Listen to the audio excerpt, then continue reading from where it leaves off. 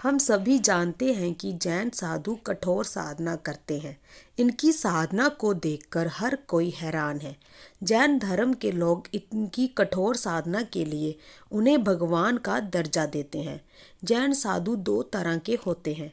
एक साधु सफ़ेद वस्त्र पहनते हैं जो श्वेतांबर होते हैं, वही दूसरे साथ बिना वस्त्र के होते हैं जो दिगंबर होते हैं। दिगंबर साधुओं की कठोर साधना में यह भी शामिल है कि वे बिना वस्त्र के रहते हैं।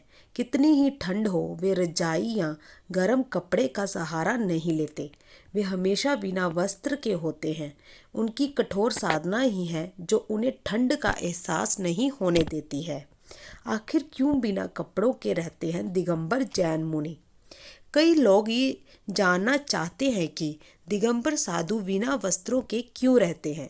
इस विषय पर साधुओं का कहना है, जब हम बिना वस्त्र के जन्मे हैं तो फिर हमें वस्त्र की ज़रूरत क्यों है?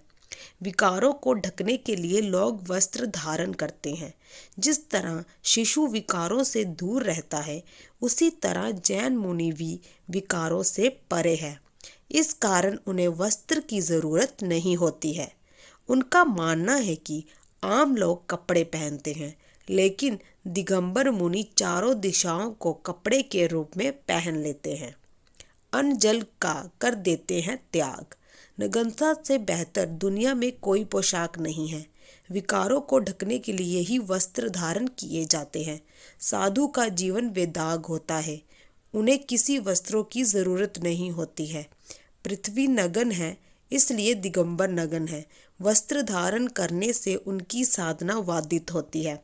वस्त्र किसी से मांगने पड़ते हैं, उसे साफ करना पड़ता है। उसके साफ होने से जीवों की हिंसा हो सकती है। वस्त्रों से फिर मोह बढ़ने लगेगा, इसलिए वे वस्त्र धारण नहीं करते।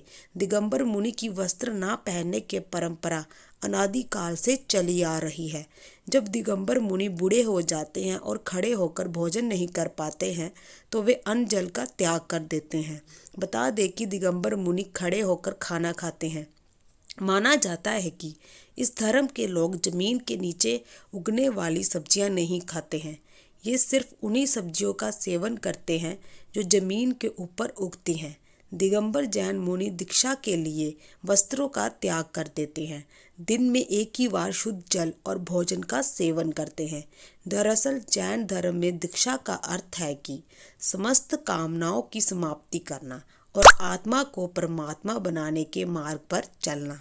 अगर आपको हमारी ये वीडियो अच्छी लगी हो तो हमारे चैनल को लाइक, सब्सक्राइब, शेयर, कमेंट जरूर कीजिएगा। धन्यवाद।